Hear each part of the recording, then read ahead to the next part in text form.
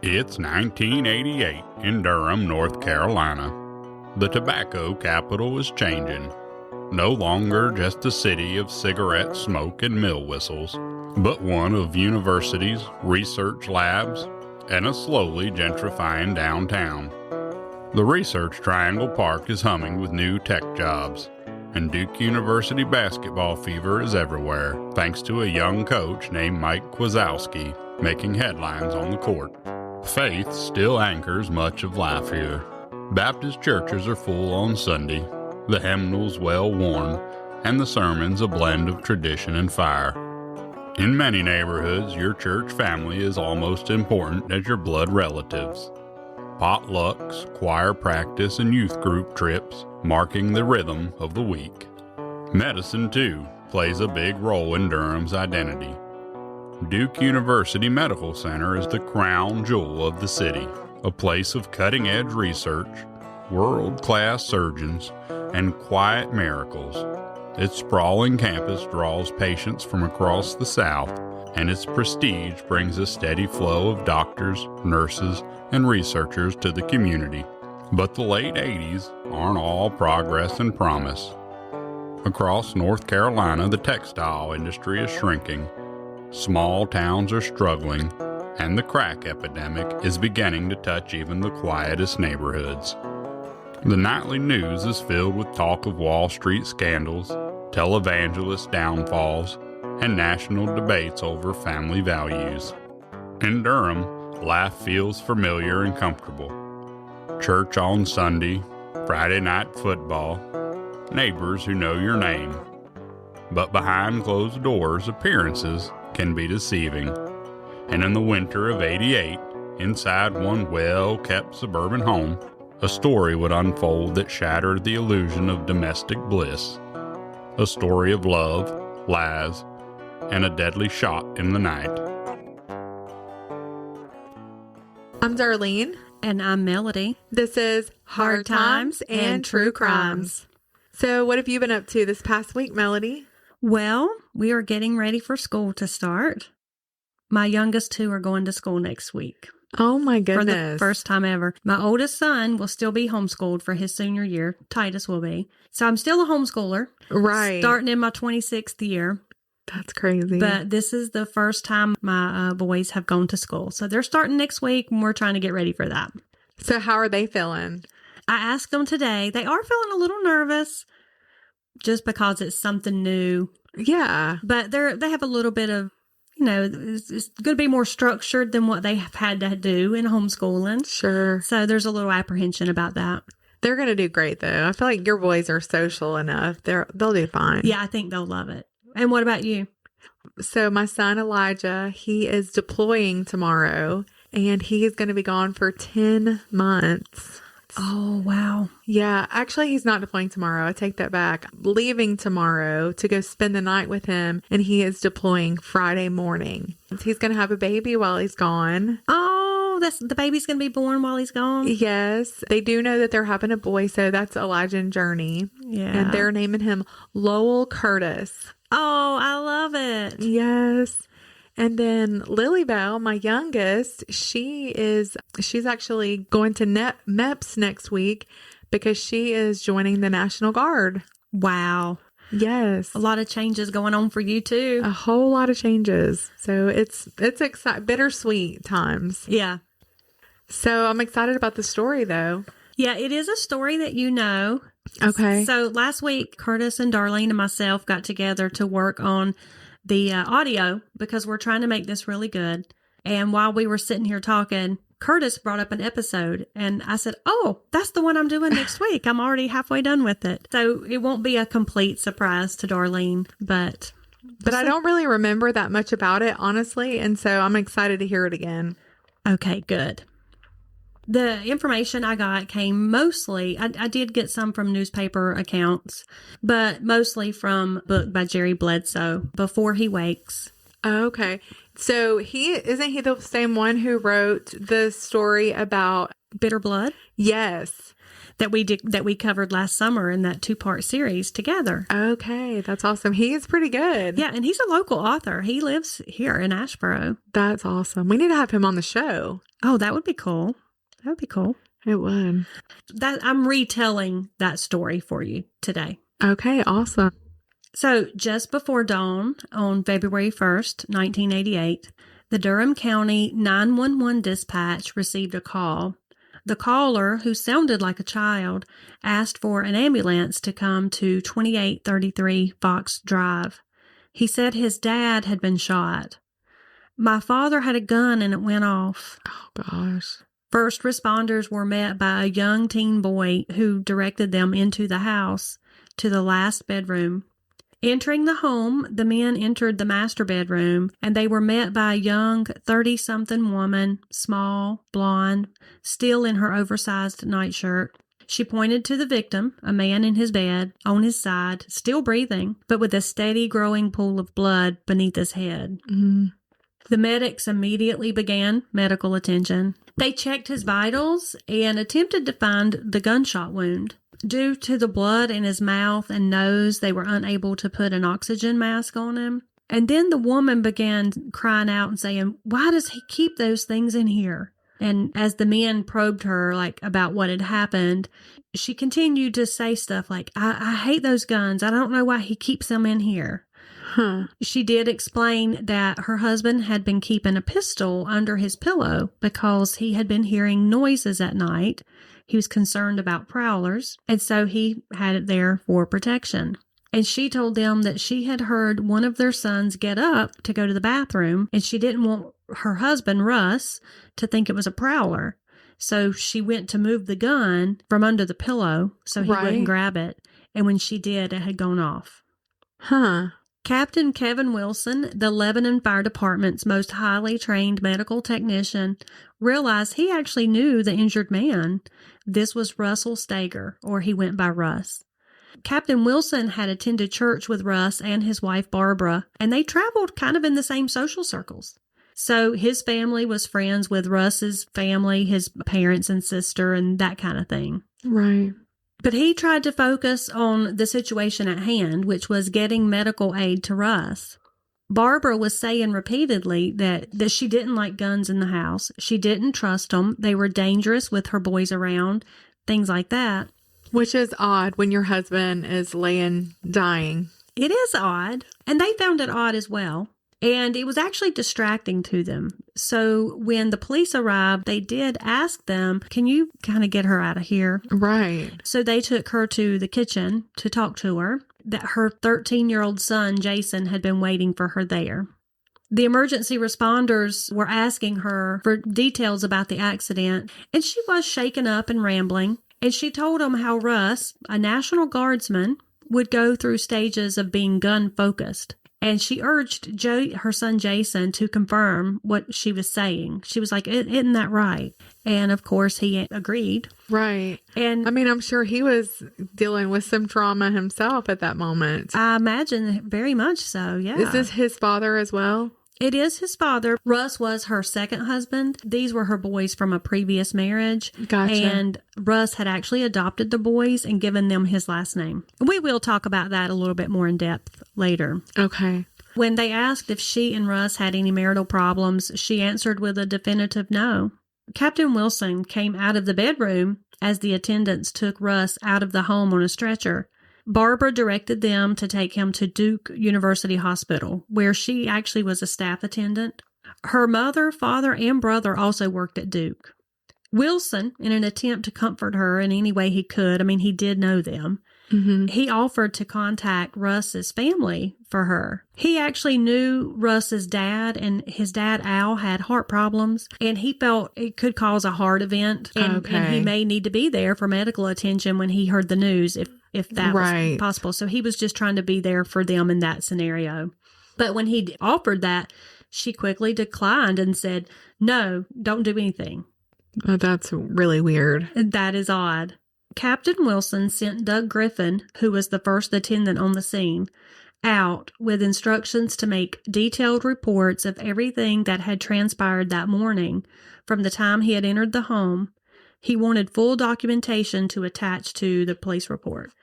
That morning, as Russ's mother, Doris Stager, began her shift at the oil company, she received a call from Barbara's mother, Marva Terry. And that was no small concern for Doris because it wasn't like the two were friends. Mm-hmm. And Marva had never called her at work before.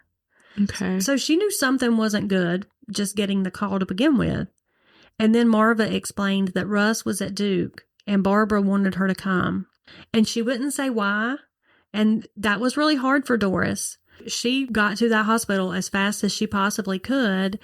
All the while, her mind is going over, like, what could it be? And Russ was a driver's ed teacher as well as a coach. And so she's thinking maybe one of the students caused an accident. He's been in a car crash. But she really didn't know. So when she arrived at the family waiting room, it seemed nobody there wanted to really tell her. Finally, Marva told her that Russ had been shot. That was just unreal to her. That had not been in any of the scenarios that she had imagined. Yeah, I don't think that's the first thing that would come to mind. No. When you find out, yeah. And so it just didn't register. And so she called her husband. Doris called Al, and he got to the ER soon after. And they took turns going in to see Russ because at that time he was still breathing. Okay.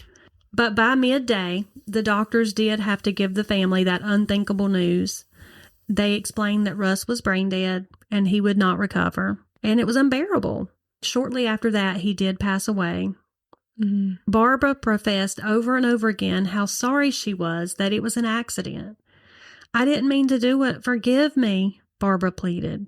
The next day, the newspapers carried the headline across the obituary page.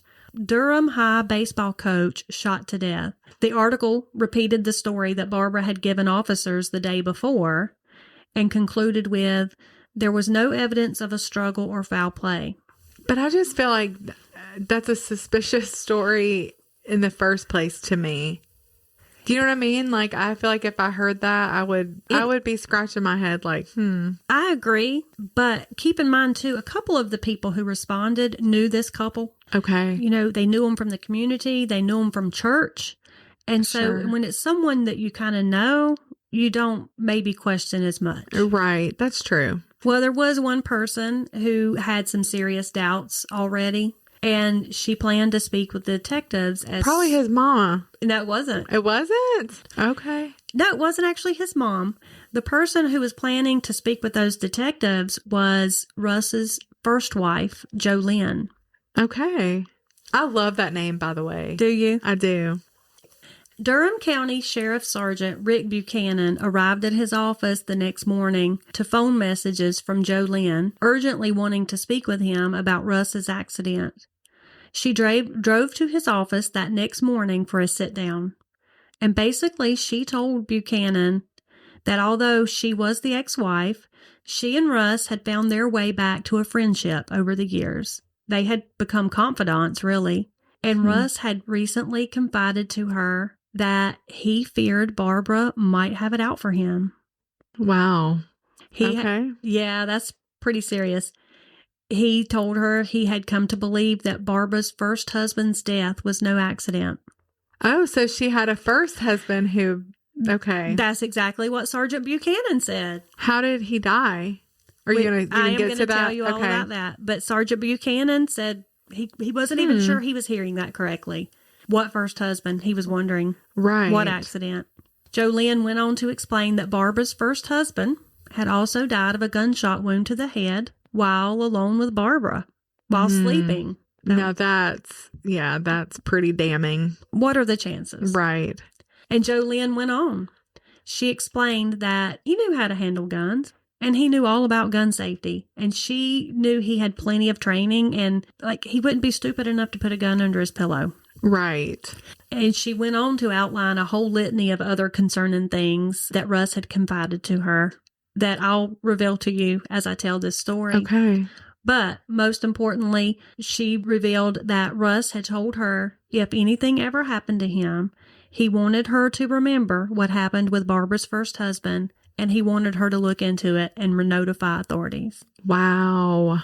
So was he in love with her, or they were just legitimately friends? They were just legitimately friends. If she had been willing, Russ probably would have taken her back in a second. Okay. But she had made the comment they were better as friends than as married couple. Sergeant Buchanan tried to remain emotionless while he was trying to take that whole story in. He probably didn't do a great job at that. Right. It's pretty shocking revelations there. But one thing he knew for sure, he had an investigation on his hands, and that was not going to be an easy one. Right. So let's talk about Barbara. Barbara Stager was born Barbara Terry on October 30th, 1948. She was the daughter of James and Marva Terry, and she grew up on a farm in Durham. She had a younger brother, Alton. The family was known as a hard-working, church-going family. Her father worked for Duke Power, and her mother worked for Duke University Medical Center. Regular North Carolinians. Yep. As a young adult, Barbara even would obtain a position with the medical center, eventually working her way up to that position of staff assistant to the director. Okay. As the firstborn and the daughter, it seemed that Barbara was the one expected to be perfect. And many firstborn children feel that way. Yes. They like type A personalities, high achievers. You're a firstborn. I am a firstborn. I don't know that I'm a high achiever, but I definitely felt a lot of pressure, mostly for me to like keep everybody happy and fixed emotionally. Yeah.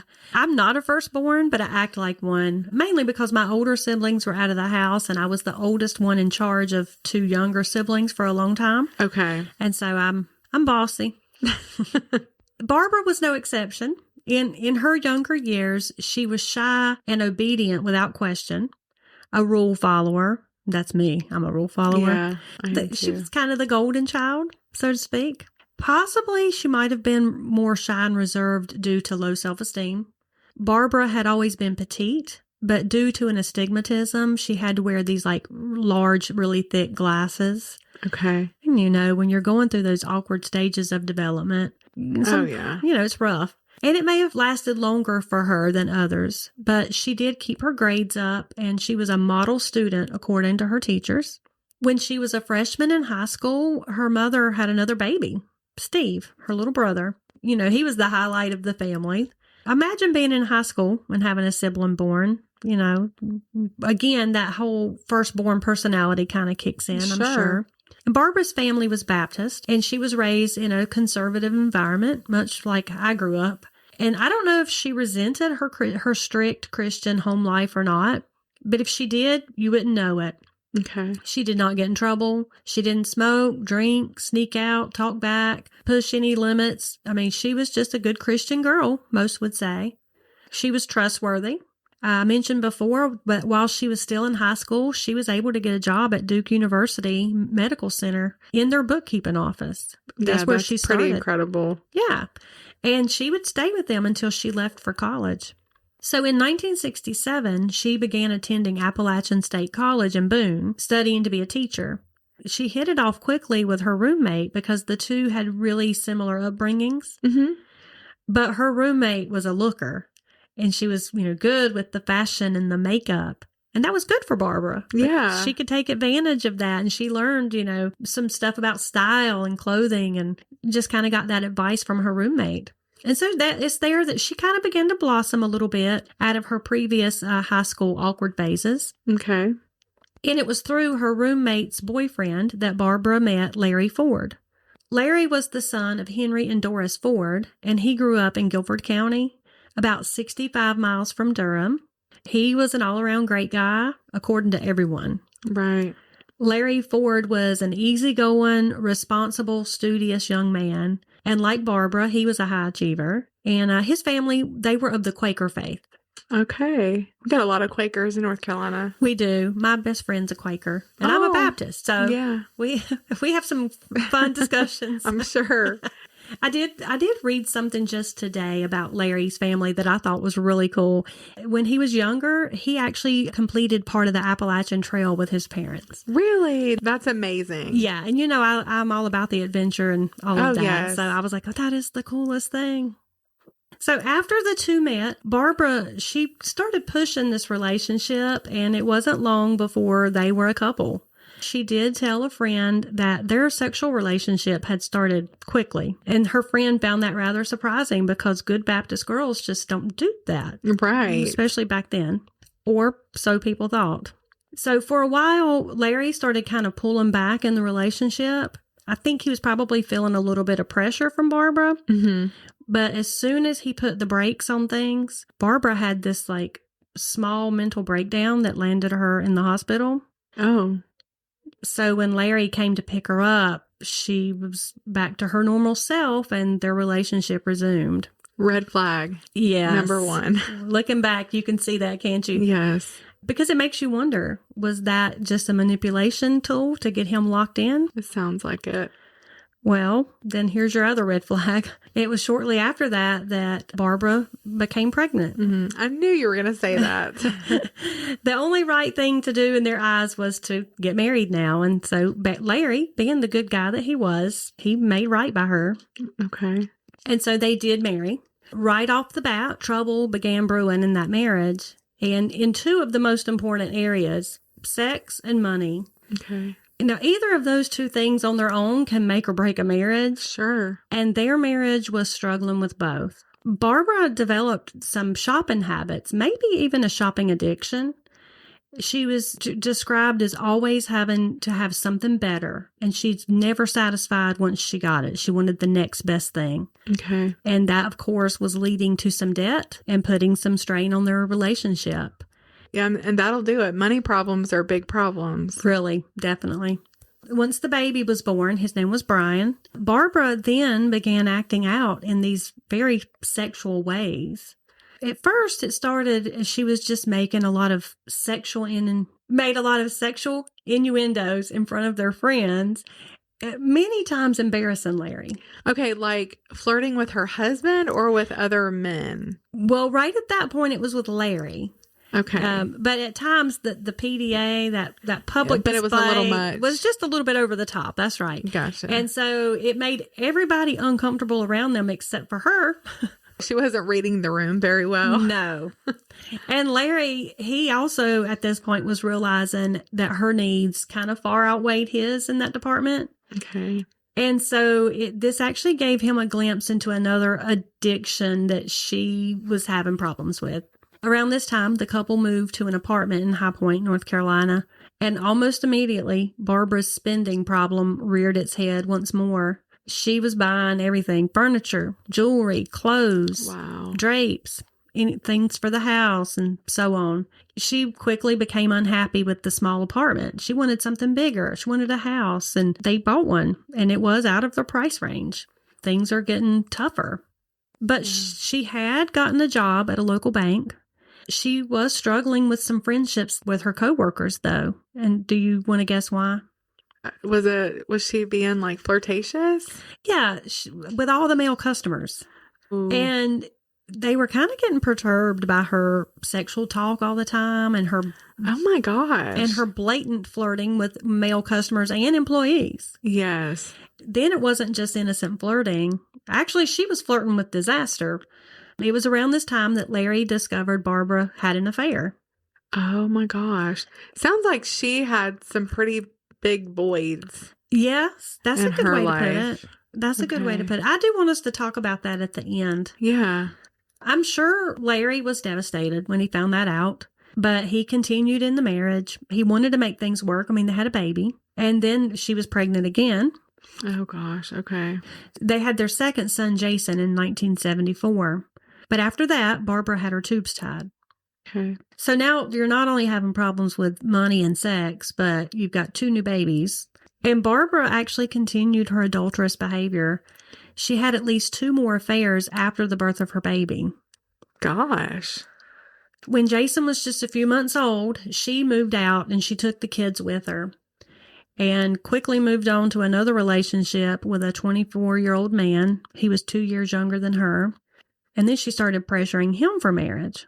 He backed off real quick. He just finally ended things with her. After that, she moved back in with her parents in Durham for just a little while, and she finally decided to give it a go with Larry once more. He was willing to turn a blind eye to all the affairs in order to give the boys a stable home life. I don't ever think that's a great idea. I can understand. Oh, I can understand wanting I can to have do compassion, that.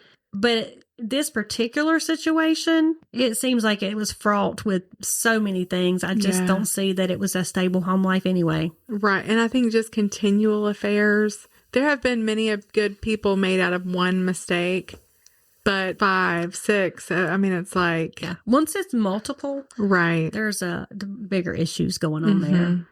Once again, Barbara was able to spend her way to short-term satisfaction for a little while. But then she couldn't help herself and she started up another affair. And when that affair came to an end, Barbara quit her job and she decided she would go into real estate. This was in 1977. Now, she didn't do much in the way of selling. She didn't waste any time finding another man. Sometimes while all these affairs were going on, she would tell friends and stuff that Larry had an affair. But I really feel like that was just her way of, projecting. Yeah, and probably justifying herself to other people. Yes. Larry, maybe as a coping mechanism, he had thrown himself into martial arts, and he was working toward his black belt in Taekwondo. There may have been an element of neglect on his part. Right. If you're throwing yourself into something and you're never home, and she obviously is craving some attention that she's not getting. Sure. I'm not excusing her behavior. I'm saying there may have been some neglect on his part. So I don't want to paint him as a, perfect angel. Husband. It sounds like she was a lot. And so I think sometimes in those situations, men will just stay gone because they don't know how to keep their wives happy. True. I agree with that. It was now 1978, and Barbara began working for Kay Pugh at Kay Lou Realty. Okay. Larry and Barbara had now moved again, this time to a house that they had built in Windmere Heights in Trinity. And that's on the outskirts of High Point. The neighborhood was mostly brick ranch homes with split levels, and it's a suburban neighborhood. Mm-hmm. And they were attending Cedar Crest Friends meeting, and Barbara was very active with the church youth. One day, Barbara went to her pastor, and she told him that she had been being followed home recently, and she was concerned for her safety. And so she asked her minister if he would give her a character reference so she could purchase a handgun. And he did. Yeah. I mean, she just wanted to protect herself. And so he signed off on that character reference, and she purchased a pistol on March 20, 1978. And then that very day, she got a male co-worker to take her to the shooting range to show her how to use it and to practice. That was on March 20th.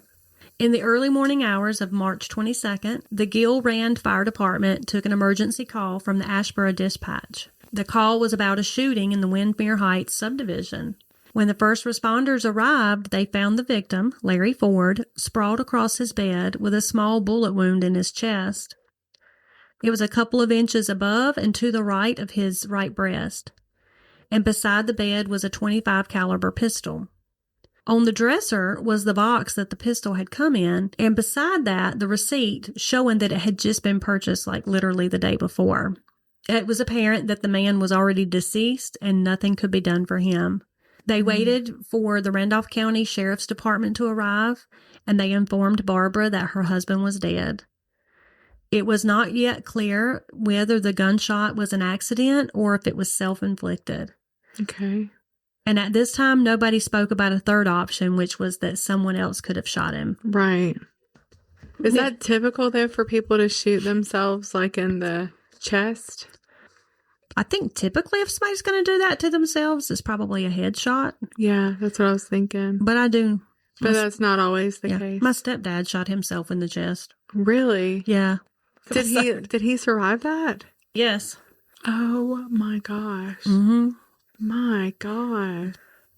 Barbara's version of what had happened that night was this. She and Larry had watched TV in bed for a while. Larry had been in pain from a Taekwondo kick that he had taken earlier in the evening, and so she offered to sleep downstairs so that he could rest better, and he agreed that that was probably best. She said once she went to sleep on the couch, she was later awakened by a loud noise, which she thought was a picture frame falling off the wall.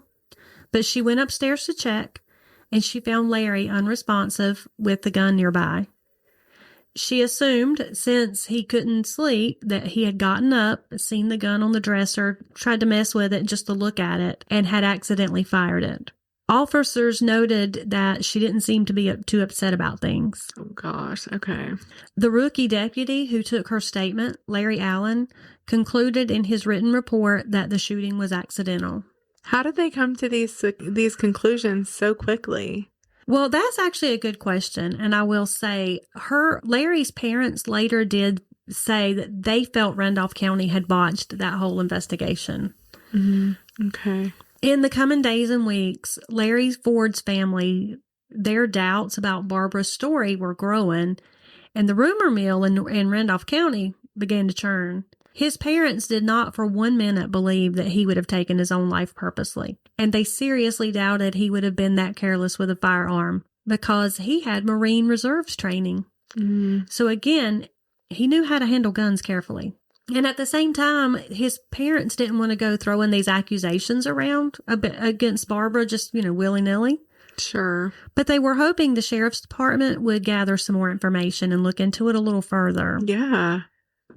Okay, so now we're going to go down a little weird rabbit trail. Okay. And then we'll come back. But this story caught the attention of that Randolph County rumor mill I told you about. Mm-hmm. So within 2 weeks of Larry's death, Barbara's one-time boss, Kay Pugh, at the realty company, Yes. and her friend, Brenda Wilmoth, who was fixing to leave her own husband, Tommy, they were confronted by Tommy while they were out driving around. Tommy shot both women, Kay and Brenda, and Kay died from a bullet wound to her heart. Oh, my gosh. Tommy claimed that he was defending himself. He claimed that the 3 women, Kay, his wife Brenda, and Barbara Ford, were in a lesbian relationship triangle, and they were plotting to kill their husbands. And he said when he heard that Larry had been shot, he was convinced they were coming for him next. So he claimed he was acting in self-defense. Wow. Yeah, that's a weird development in the whole case. Now, and that happened directly after? 2 weeks after. I mean, was there any, validity to that? So, no, there was never a shred of any proof of any of his allegations. He eventually pleaded guilty to second-degree murder, and that was that. That's very interesting, though. It was an interesting little, like I said, rabbit trail there. Mm-hmm. But then that whole situation brought the sheriff's attention back to Larry's shooting. Right. And then to add more suspicion to the mystery, Detective John Buheller from the Randolph County Sheriff's Department, he received some autopsy results back showing that Larry Ford had no gun residue on his hands. That's the kind of stuff I was wondering. I'm like, Yeah. Do they not test for that stuff? Okay. The Greensboro News and Record from July 7th, 1978 reported that Ford had not killed himself and that foul play was suspected. Okay. It did not list any suspects or a motive. Detective Buheller did have a suspect, Right. Barbara, but he didn't have anything else to go on. He did have Larry's body exhumed to see if the location and trajectory of the bullet could be determined. But at the end of the day, the decay was already advanced and they couldn't get any conclusive evidence from that. And so no charges were brought. Mm. Later, when he was questioned, Detective Buheller said that the Randolph County DA was the one who did not care to go forward with the case. I hate that. I do too. But it wasn't just Larry's family who wanted to get to the bottom of things. There were a few life insurance companies that had an interest in it as well. They too were hounding Detective Buheller about the case. And he just kept pushing it off for another 30 days, telling them, well, it's still open, but nothing has progressed yet. But before long, his time was up because a new sheriff had been elected in Randolph County, and Buheller left the department. And so Larry's case was left open and waiting for the new people in charge. Okay. The Fords continued to try and get justice for their son, but they seemed to hit a dead end at every turn. The new sheriff, Robert Mason, had his deputies review the case, and they did re-question witnesses, but they really just didn't have the evidence they needed to charge anybody with homicide. They took a lot of flack for that. Yeah. He got a lot of criticism for that decision, but a lot more goes into it. You can't just go arresting somebody true. without the evidence there. Right. The Fords did try the SBI and the FBI, and they were turned down again and again. They finally just had to accept that they may only get justice in the afterlife. Right. While Barbara had not gotten all of the life insurance that she had filed for, she did come away from that with about $70,000. That's a lot of money. Yeah, in the 1970s it was. And then she sold her house and she moved back to Durham with her parents. She found a house just a few blocks from her parents and she inquired about it. That house was owned by Russ Stager and his then wife, Jolynn. Now, the two were separated and Russ was still living in the house and they had decided to put it on the market. So Barbara went over and looked at it. But then for some reason, Russ decided he didn't want to sell. He was going to stay in the house after all, so Barbara had to continue looking. And it didn't take her long to find another house, one within a block of her parents'. It was diagonally across the street from the house that she had looked at belonging to Russ. So she moved in and began putting her life back together. She found a job at a local bank and began attending Ebenezer Baptist Church with her parents. And there it wasn't long before she met her new love interest. Keeping with her pattern, she quickly began a love affair with this new man, and she began to pressure him for marriage. And he felt things were moving too fast, and he felt guilty that they were sleeping together outside of marriage, and all the while they're going to church together. Right. He began to get cold feet, and Barbara pressured, and he backed off, and finally he did call it quits with her. She may have been disappointed, but she wasn't devastated because she already had her sights on somebody new. And that someone lived diagonally across the street from her in the house that she had once been interested in buying. And that someone was Russ Stager. Run, Russell. Yes. Don't you wish you could? I mean, I'm Yes. sure his family many times wished that they could have told him that very thing. And families are so hard, it's very difficult, even if you see red flags, to have those conversations because oftentimes your family will cut you off if you, say things that they don't like about the person that they think they love. Yes, and that is actually exactly what happened. Wow. I'm going to tell you about some of that. So You're very intuitive. Yeah, because I didn't know that or forgot it. Russell Stager was born in Durham County, North Carolina, just like Barbara. He was a very athletic child, playing sports throughout his school years. And by the time he reached high school, he knew he wanted to be a sports coach. And his goal was to coach at Durham High School. Like Barbara, he was raised a Baptist and was very active in church activities growing up. While he was attending community college, he came home for local ball games, and it was at one of these games that he met Jolynn Ellen, and the two began dating. And then he and Jolynn married in 1974, 2 years after he graduated from college and had begun working his dream job as a coach. But the newly married couple was soon going to hit some obstacles. Okay. Jolynn soon started hearing whispers that Russ may be involved with one of his students. Ooh. Uh-oh. Yeah, they had a big fight about it, and Jolynn stormed out. But she inevitably accepted his apology and his promise not to mess up again, and So he was having a relationship with he one of his admitted that students. something was kind of going on, yeah. Okay. And so they started over. Well, or they tried to. After that, things just weren't the same. Maybe Jolynn just couldn't get past it. I mean, I wouldn't. Yeah, me either. But they began drifting apart, and they finally just decided to separate. It was amicable. The two, like I said, had remained friends. It was agreed that Russ would keep their German Shepherd and stay in the house until they could sell it. At this time, Russ did date a couple of women. They were like some co-workers or a friend here and there, but none of them were serious because it would turn out that those dates were really just a cover-up for his real relationship, which was with another teenage girl.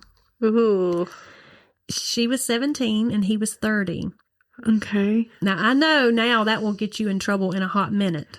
I was going to say, but I mean, not that I'm condoning it, but back then times were just different. And there were many teachers that married former students. Yeah. I know of at least 2 people who married their teachers after they graduated, and those relationships began while they were still in high school. Really? Mm-hmm. Yeah. It was just a different time. It was a different time. And again, I'm not saying it was okay or I'm condoning it. It was just different. Yeah. You try that today and that would not end well. No. You're going to jail. Yeah. The two were in love, and the girl, she was hiding the relationship from her parents. I mean, he was a lot older than her and she was still underage, and she knew they wouldn't approve. But Russ wanted to tell her parents.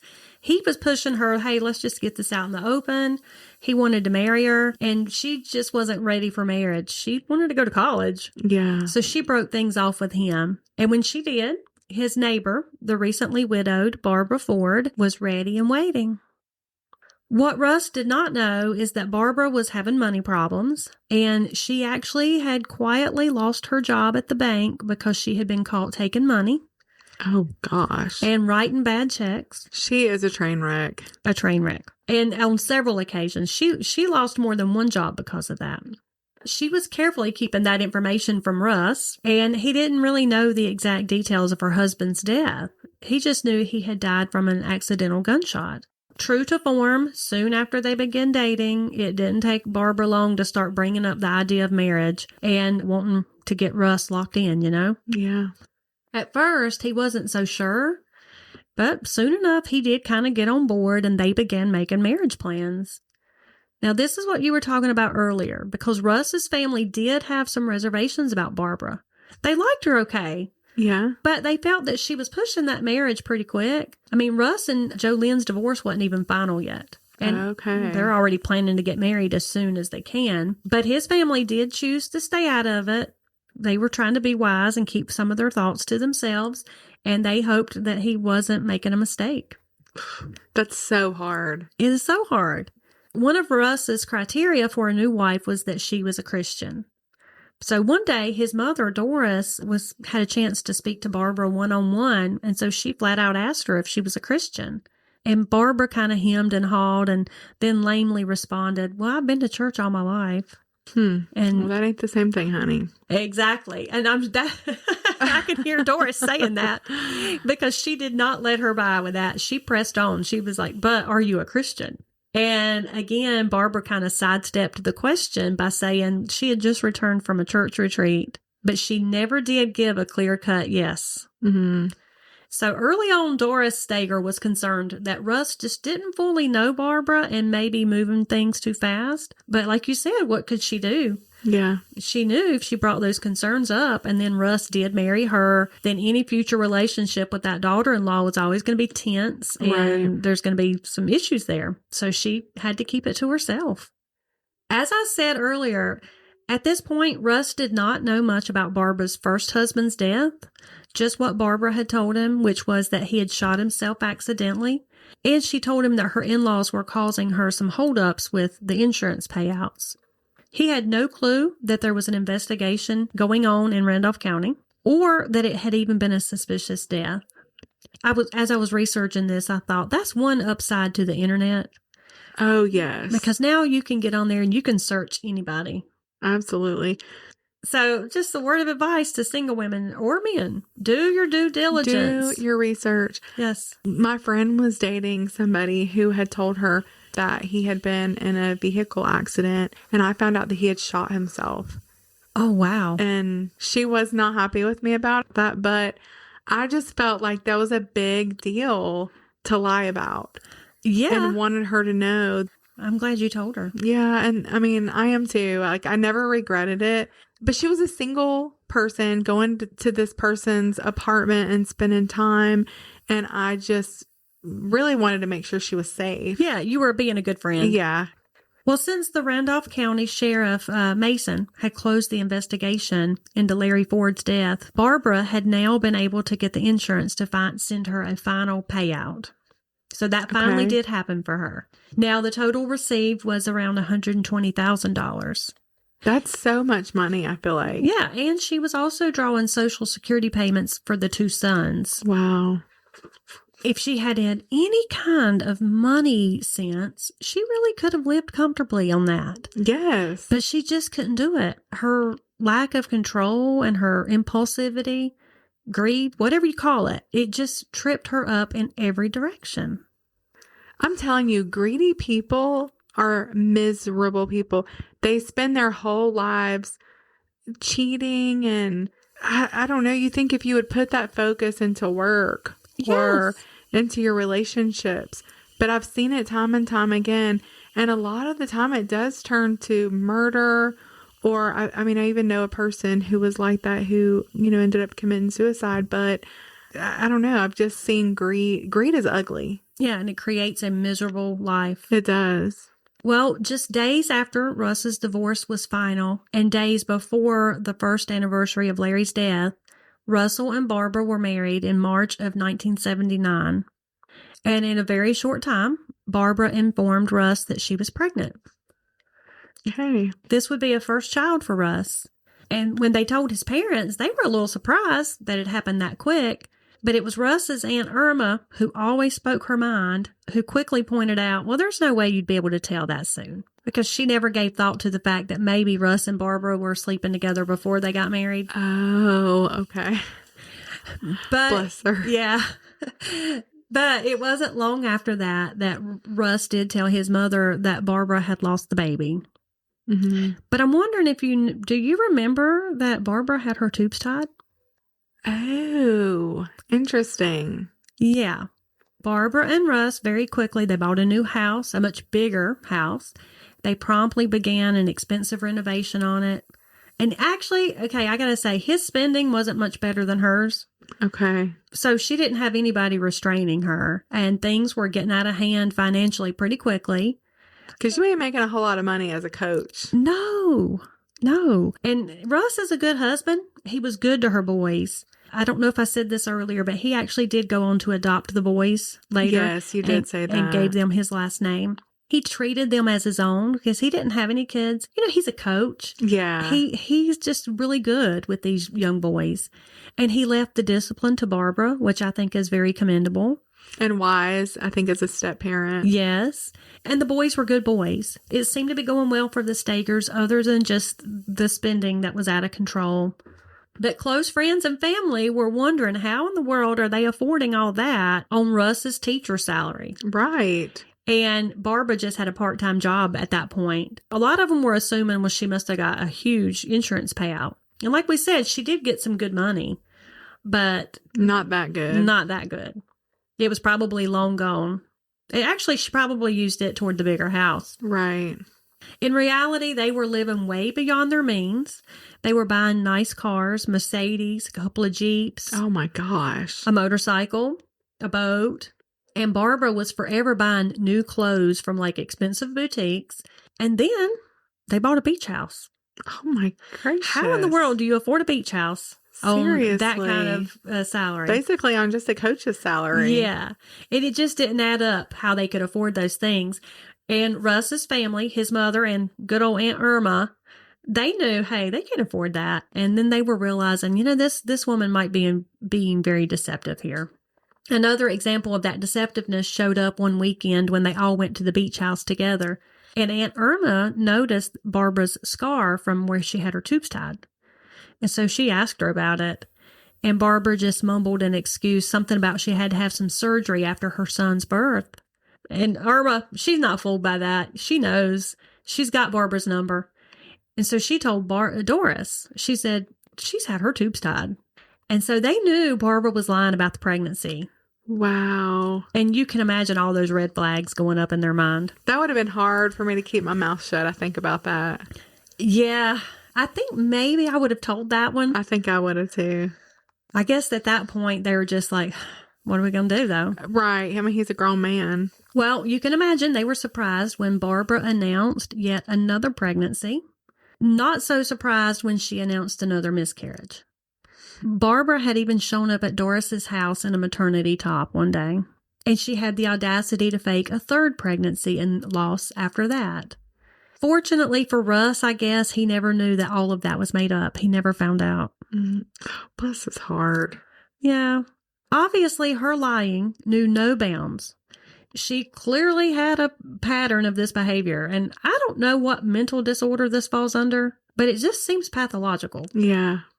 I just don't understand how somebody can tell such a big whopper knowing that you're eventually going to get caught. Just continue to tell it like it's true. Yeah. Okay, so for instance, Barbara had dreams of writing a book, or at least pretending to write a book. So she told Russ that she had written a book about Larry's death called Untimely Death. Now, she actually had started a book, and Okay. I don't know how much she had finished, but She had pitched it to some publishers. Mm-hmm.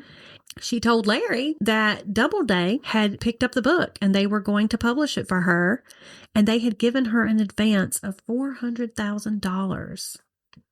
Oh my gosh. Yeah. And But that was the bald-faced lie? Yes. And Russ, being the sweet, supportive guy that he was so excited about it. So he started telling all their friends at church about it. Oh my gosh. So now everybody was expecting to see this book come out. And so time went on and... That is pathological. Yeah. And everybody's wondering, what's about the book? Barbara just kept giving excuses about, it's going to come out soon. It's going to come out soon. I mean, aren't you embarrassed when the time comes and... You would think she would be so embarrassed. Yes. Well, let me tell you what she did. She went to the bank and took out a loan on the book advance that she said she had been promised. She produced a letter on Doubleday letterhead that looked legitimate, stating the terms of her contract and the money that they had promised her. And the bank accepted that letter and gave her the money with 90 days to pay it back.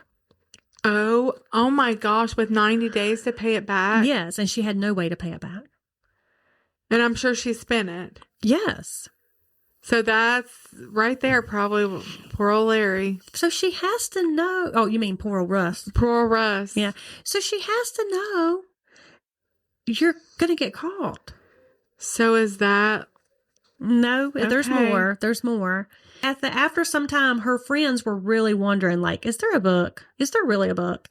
And two of her friends were really suspicious that it was a hoax. And so one of them made a call to a friend who knew somebody at Doubleday. And they did find out there's no such book being published. And my gosh. Barbara had clearly made it up. And they were like, but why? And then they knew that Russ didn't know about it. They knew he's not in on this. He clearly believes his wife has this book and he's being duped. And then the question was, well, which one of them's going to tell him? Oof. Just like we were talking about a minute ago, at being the friend, do you mention it or not? Finally, one of his friends who had known Russ since school and had gone to church with him, and he met with him and he broke the news. And Russ was shocked, upset, embarrassed. He did appreciate that his friend told him. He wasn't upset. Yeah. But it was awkward for him after that. I mean, I'm sure he was just embarrassed. So he just began avoiding them after that because he probably didn't want to meet their eye. You know how hard you were talking about it is to tell a friend something. Yeah. And something you don't want to be the one to tell them. How did he deal with his wife? Well, that might have been the catalyst for Barbara's house of cards to come crumbling down, because once that thread was pulled, it seemed like everything else started unraveling as well. He had discovered a box full of unpaid bills under a chair in the living room that he knew nothing about. They were outspending their income level in spades. And so their parents actually had to sit down with them, both sets of parents, and had to have this come to Jesus moment.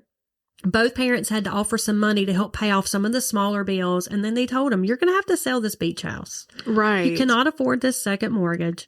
And you need to downsize and buy a smaller house. And so they did put that beach house up for sale.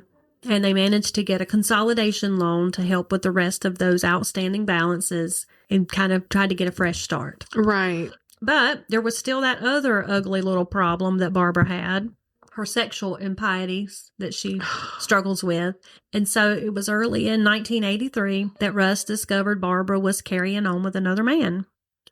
One afternoon, he came across her car sitting in an empty parking lot, and he thought, she's supposed to be out running errands. Why is her car there? And she's not. So he decided to park across the street and just watch. And sure enough, shortly after that, a car pulls up. Barbara and a man are in that car, and they start passionately kissing and embracing. And so Russ went over and confronted them, and that man jumped in his car and took off. And then Barbara just offered up some lame excuses of well, you haven't been around much and I'm lonely. And oh, poop. Yeah. And so, of course, they fought. But Russ he's adopted these boys, and they're in debt up to their eyeballs. So he's just trying to make it work. Oh, my goodness. Now, he did kind of want out. I'm sure he did. At one point, he had hopes of getting back with Jolene, and she just told him, that's not the right thing, and it would never work, and we're just better as friends. And so Russ did make the effort to continue his marriage to Barbara and just try to work through all of her deception and the spending and all of the things. By 1984, the two were back in church. They had recommitted to their faith. They were even teaching a Sunday school class at Rose of Sharon Church. And things finally seemed to be, getting on some solid ground a little bit. Just like before, Barbara, she wasn't satisfied with that smaller house that they had to downsize to. And so it wasn't long before she was out shopping again for another house. And she found her dream house, the perfect one. It was a contemporary house that was just down the road from a country club. It was out of their budget, but that had never stopped her before, and it didn't this time either. And before they knew it, they had their house on the market, and they were selling it and buying this new one. People like that are like black holes. You cannot fill them. I mean, they're just... That was exactly what was going on. That was it. There was nothing that was ever going to fulfill that and satisfy her. So even though this house was like her dream house and she had to have it, as soon as she moved in, she started renovating it. Right. And she had to have new stuff, new appliances, new furniture, all the new things. Both of them did get work promotions. She was working for Duke again as an admin in surgical nursing, and she got a raise. Of course, it's still not enough to keep up with your lifestyle. In truth, it's never going to be, because no matter how much money they made, she's always going to spend more and live beyond their means. And again, I don't lay that all at her feet, because he was a big spender as well. Sure. They were purchasing, they had over 20 new cars during their 9-year marriage. Oh my gracious. They had a Cadillac, a Mercedes, a Mustang convertible, a 280Z, 2 Jeeps, a VW, a truck. I mean, it just... That's a problem. A problem. I don't even know how they continued to get financing for these things. That's what I'm thinking. They both had Rolex watches. Oh my goodness. Who has that on a teacher's salary? I don't know. No. And an administrative assistant. I mean, it just, yeah. I feel rich with my Apple Watch. For real. So all of this was taking a toll on Russ, and his blood pressure was up, and his friends did start to notice that he just seemed to be carrying a really heavy weight on his chest. And that during the summer of 87, people were just starting to kind of take a little bit of notice of that and ask him, hey, you okay? Yeah. Months later, in the fall of that year of 87, he got together with Jolynn for a visit just to catch up. I don't think Barbara knew anything about the meetings, although it had been 3 years since Russ had spoken to Jolynn. She had moved away and had a baby with another marriage and stuff, but they kind of got together just to get caught up. And it was at this meeting that Russ told Jolynn that if anything should happen to him, that he wanted her to look into it. And she pressed him about it, and he admitted that Barbara possibly killed her first husband. And if so, she would have been clever about it. He had mentioned something like that to her before, but she had brushed it off as him just being paranoid, because that kind of stuff doesn't happen in real life. That's just movie stuff, right? Mm-hmm. But now that he's saying it again, she's thinking, well, now I'm not so sure. Maybe he's not just being paranoid. Right. So she kind of did tuck that away. On Sunday, January the 31st, 1988, it was Super Bowl Sunday. Russ and Barbara usually had lunch with his parents, Doris and Al, at their home. And on that day, Russ suggested that they wait and get together later that night to watch the game together and, have a little party. Yeah. Their oldest son, Brian, was away at school at UNC Wilmington. And their 13-year-old Jason, he was at the watch party at Russ's parents' home, too. In hindsight, Russ's mother, Doris, later said one thing she did find odd that evening was that at one point Barbara went over to sit down beside Russ. He was in the recliner in the middle of the room facing the TV, and she just kind of sat down on the floor beside of him and reached up and lovingly grabbed his hand and was holding it. And then she glanced over at Doris to make sure she saw that. That's weird. Yeah. It was a little odd, and Doris said that Russ didn't actually pay attention to it. He almost seemed to ignore the gesture. And so she kind of did think there was some trouble going on there. Right. Something was brewing. When it became apparent that his favored team, the Broncos, were going to lose really bad to the Redskins, Russ just decided to leave early and go on home and get ready for work the next day. The Skins did beat the Broncos that night, 42-10. And that was the last time Al and Doris would be able to speak to Russ. Mm-hmm. The next time they saw him, he would be in a hospital bed taking his last breaths. It's terrible. It really is so sad. And now we have come full circle. Early that next morning on February 1st, the call came in to Durham County Emergency Services that a man had been shot. That call was received at 6:08 a.m. and had been made by Jason Stager, Russ's adopted son.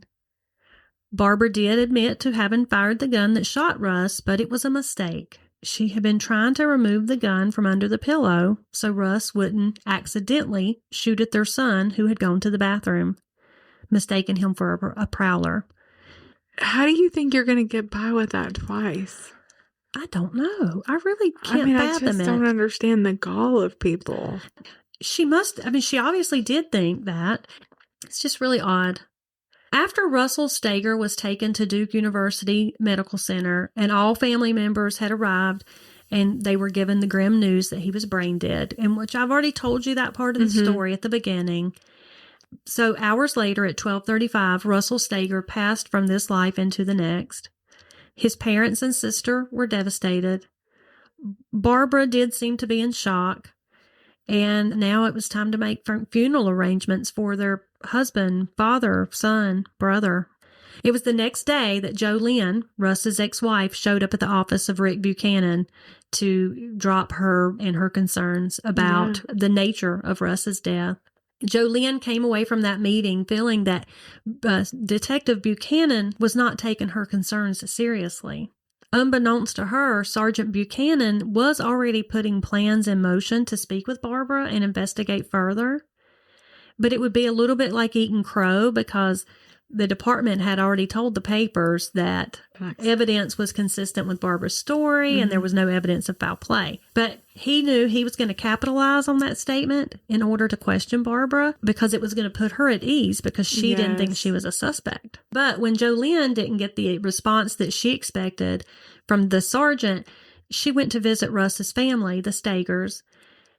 She didn't want to bring up her suspicions because they're all there. They're grieving. His mother's really upset. But when Russ's sister, Cindy, followed her to the car, she asked her, "Did you ever know Russ to sleep with a loaded pistol under his pillow?" "Absolutely not," Jolynn said. "In fact, Russ was a skilled marksman. He had joined the pistol team in the military. He was well trained in gun safety, just as Larry Ford had been.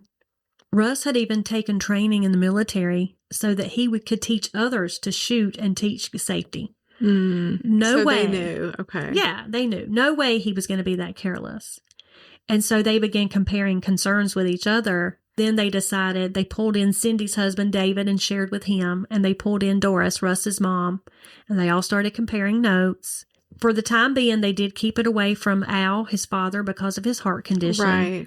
But they knew, like, we're going to have to go back and take this to the investigators. On Wednesday, February 3rd, Russ was buried in his dress blue Army uniform. His wake at Clement's funeral home saw hundreds of people who came to pay their respects to their teacher, coach, National Guardsman, friend. There were some in attendance who couldn't help but notice that while Russ's family stood vigil near the casket, where visitors filed through, Barbara and her family were in another room, separated from the ordeal, and Barbara wasn't acting all that upset. One woman noted that it seemed more like a social occasion than a wake. That's so bizarre. That evening, as Henry and Doris Ford, who were Barbara's ex-in-laws, Larry and Russ's moms were both named Doris. They were sitting down to dinner. The news came across the TV screen that Russ Stager had been killed. And the first thing out of Doris Ford's mouth was, "My God, she has killed Russ." Her son quickly dialed the Durham County Sheriff's Office. Sergeant Buchanan had already gone to see Durham County DA Ron Stevens to inform him of the shooting. He would bring on Assistant DA Eric Evanson in on the case as well. And eventually SBI resident agent in Durham, Steve Myers, would be brought in too. The investigation was underway, but Barbara had no idea. She was unaware that Russ's body had been taken to Chapel Hill for an autopsy. That autopsy result showed that the bullet trajectory was down, and that meant the shooting could not have happened the way Barbara had told him it did. That was the first inconsistency among the officers had uncovered, but there would be more. Within 4 days, 4 officers showed up at Russ and Barbara's house. Sergeant Buchanan asked if Barbara would be able to reenact the accidental shooting so they could just nail this down on the details and then get this thing closed. To his surprise, she agreed.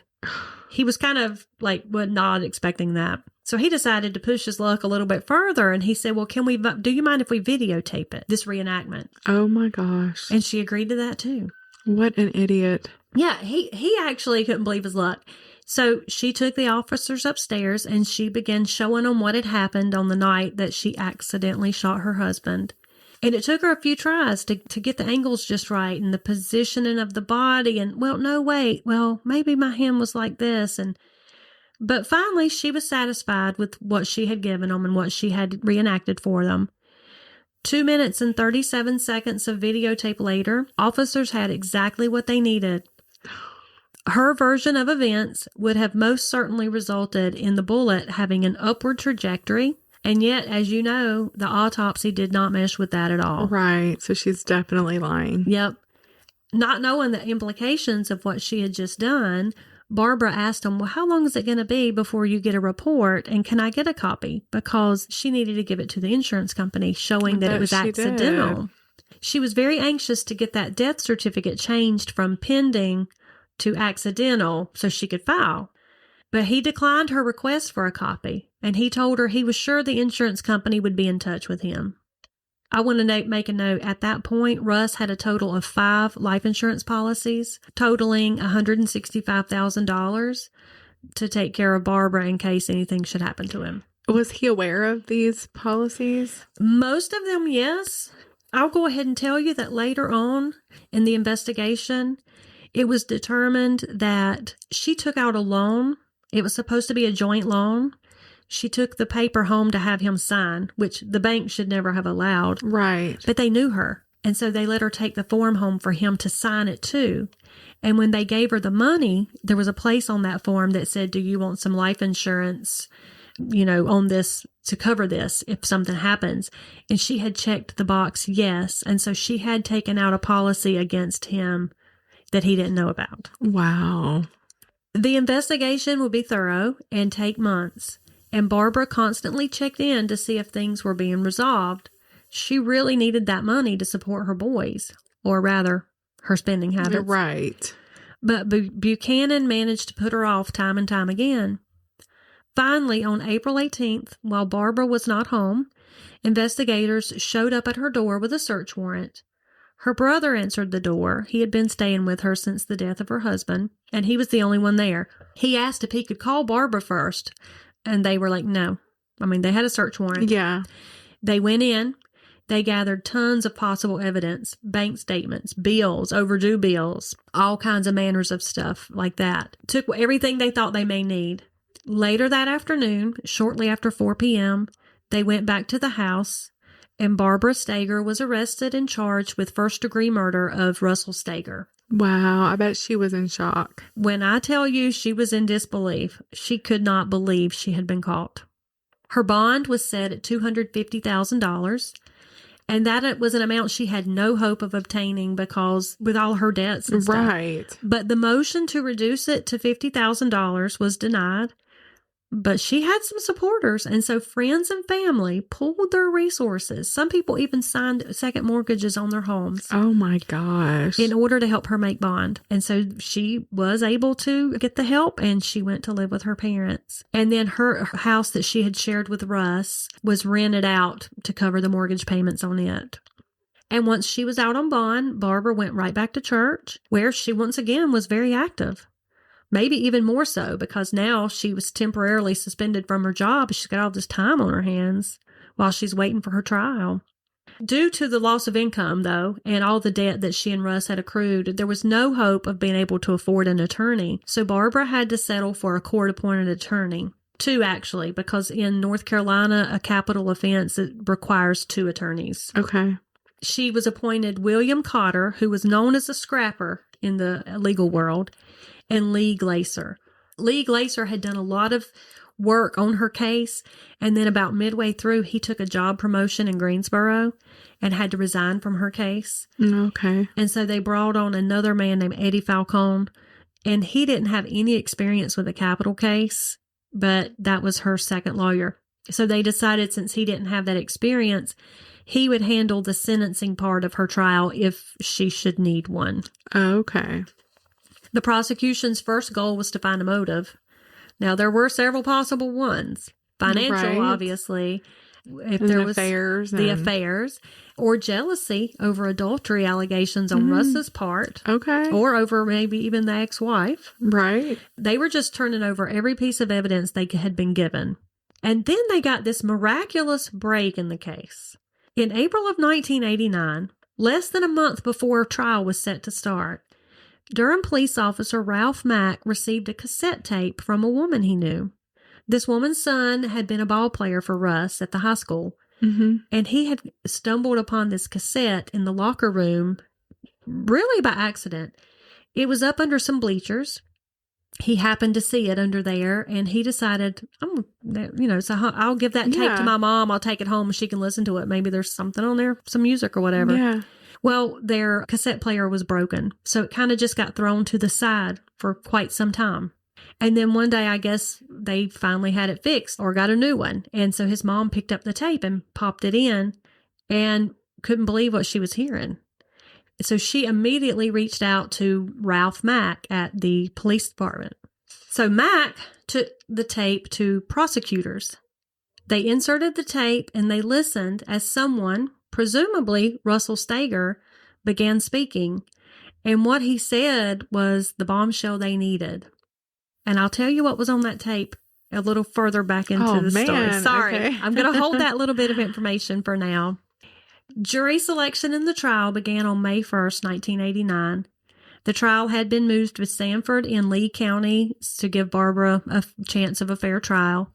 Most of the residents in that area were churchgoers, predominantly Baptist. And if I know anything about being a Baptist, it's typically strong, conservative, death penalty supporters. The jury consisted of 9 men and 3 women, and it was filled with family types and blue-collar workers. Carpenter, a salesman, a media technician, a nursing instructor, production worker, stuff like that. Yeah. That should have worried Barbara, but she was seemingly in her own little world, and she was still very upbeat because she just felt like there was no way that anybody's going to believe that she could do such a thing. She was cocky. Yep. Or just delusional. Yeah. Like, it's that whole believe in your own lies sounds like thing. delusional that just committing a murder that close in proximity, 2 murders that close in proximity, and feeling like, they're never going to find me guilty. I know, you have to be somewhat Delusional. Yes. Prosecutors had determined that Barbara's motive was based on money, her mounting debt, and her attempts to hide much of it from Russ. So it turned out she had gotten a loan that he did not have any idea about. It was for around $10,000, and that was coming due. And then she had written a check off of his account to pay on it that bounced, and he was getting close to figuring that out. And it was kind of like close to the last straw for him. Right. I'm wondering why he stayed anyway. Yeah, I know. I feel like at that point he was probably looking for a way out. Yeah, sure. And she probably knew that. Yeah. They had to argue to get the details about Larry Ford's death even entered into testimony. I mean, here you have 2 men, both killed in accidental shootings with a .25 caliber pistol, both married to Barbara at the time of their deaths, both leaving significant life insurance policies with her as the beneficiary. The state actually provided 34 similarities between Larry's and Russ Stager's death. And although the defense staunchly opposed having that admitted into testimony, the judge ultimately allowed the jury to hear it. Good. That always blows my mind when they leave important evidence out like that. Yeah, because then the jury there's information that they need. They're not getting a full picture. Yeah. Well, I'll tell you something about that. I'll go ahead and say it. There was actually some information that was not able to be brought in because they couldn't do something that would cast a bad light on her character. But if it's factual. But some of it made its way in anyway. Good. Through Russ's voice later. Okay. So we will get to that. But some of the other evidence that was brought out in trial was the validity of Russ's signature on his will was questioned. Some forged checks that were paid from his bank account, and it was clearly not his signature. And then that $10,000 loan that I told you she took out. Mm-hmm. And then, of course, the trajectory of the bullet, which didn't line up with the autopsy. And then there was an inconsistency in her story. At first, she told him she was removing the gun because she was afraid Russ would wake up. Right. But then at one point she had told him she didn't know he kept the gun under his pillow. And when she reached for it, she didn't know it was a gun. So there was obviously that inconsistency. She's just blatantly lying. Yeah. But the smoking gun was not actually the smoking gun, although 2 such guns did exist. The smoking gun was that tape that the prosecution had gotten at the last minute, which allegedly was Russ's own voice.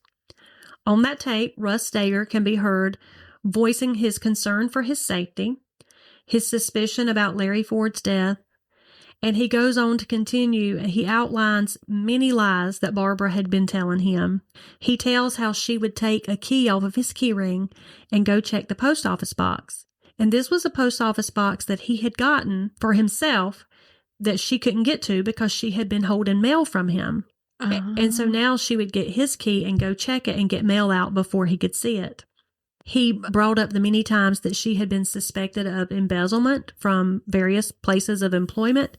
He said that she had forged his name on some checks and a Visa card. He said that in the prior few days, she had been giving him sleeping pills, which she claimed was aspirin.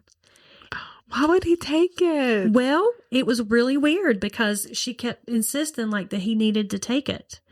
And one time he acted like he took it and he kind of put it down beside the bed. And the next morning he caught her on that side of the bed looking for it. Obviously, he was very suspicious of her actions and rightly worried about his safety. Yes. And then he concludes that tape recording expressing his hope that he's just being paranoid about it all. And then he says, "This is Russ Stager."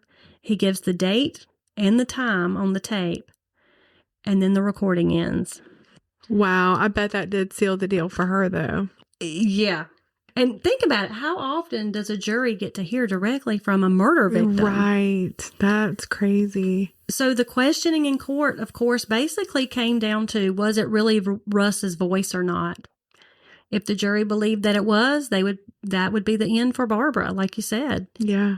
So some of those things that they had not been able to bring in was on that tape, and the jury got to hear it anyway, like the embezzlement.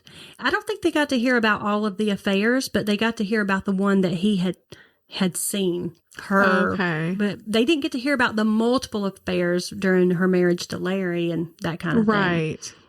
Now, Barbara's whole family, including both of her sons who were stood behind her, and again, they're teenagers. Sure, so they're going to. Yeah, and they didn't believe it was Russ's voice, or at least they denied it was. No surprise there.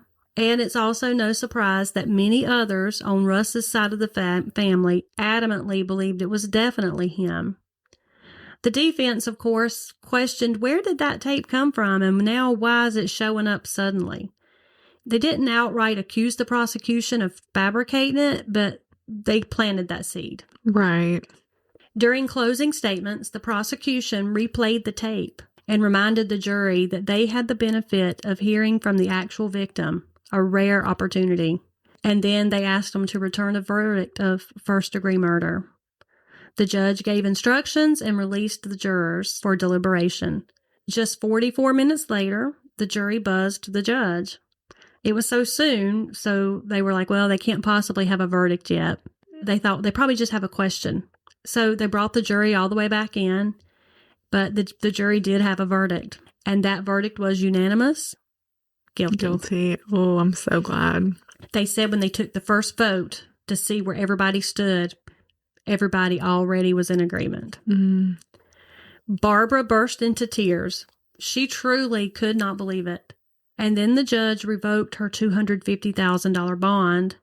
She would be kept in custody until the sentencing phase the next day. As she was taken from the courtroom, she turned to her boys. "Brian, Jay, I love you," she said.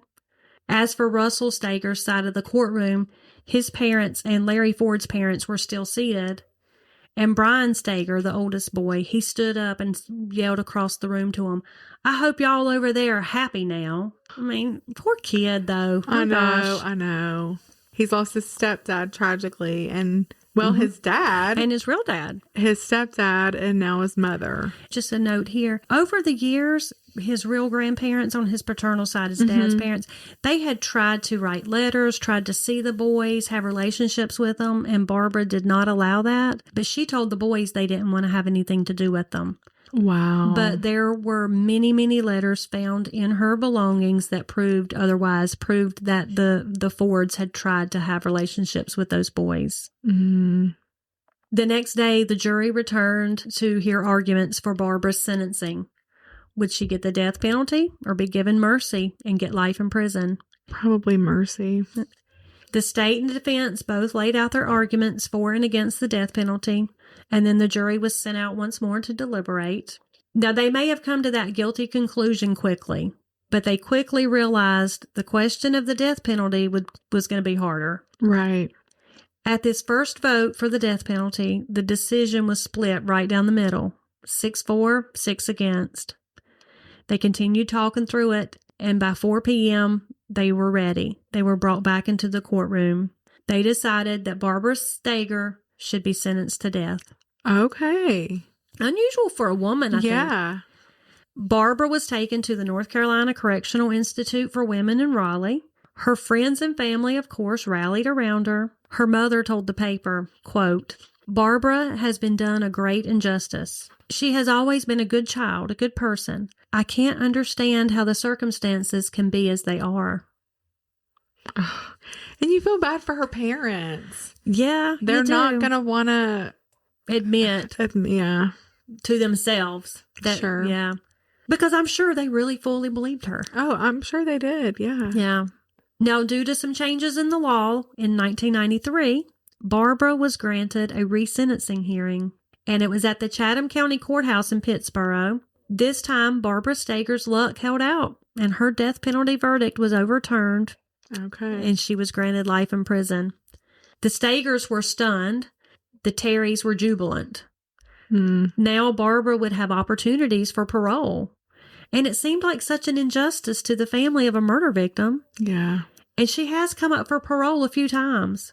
But as of now, and I did check today, Barbara Stager is still serving out her prison sentence in the North Carolina prison system. I'm going to end with her ex-in-laws, the Fords' feelings about Barbara and who she really was. They said they felt like there were two Barbaras, a good one and a bad one. And the good one couldn't accept that the bad one existed. Every time she got caught doing something wrong, she would turn to church. And they felt she wanted the bad one to get caught and have to pay for what she had done. And Doris Ford said she had forgiven Barbara, though. And this is her quote. She said, "I don't hate her. I feel a deep sorrow. How can you hate somebody who's got one foot in hell itself?" Wow. Yeah. Wow. Pretty powerful. Absolutely. And that really is the story. That's where we'll end. Do you have any questions or observations? No, I just keep going back to greed. Like, don't give into it. I mean, I think we all feel it from time to time. I mean, like, I think we've talked before about the difference between a murderer and a murderer. You know what I mean? Like, there are people who have killed, and then there are just murderers at heart. And I think it's the same thing with greed. I mean, you see people who act greedy from time to time, but then you see that just almost like that spirit of greed.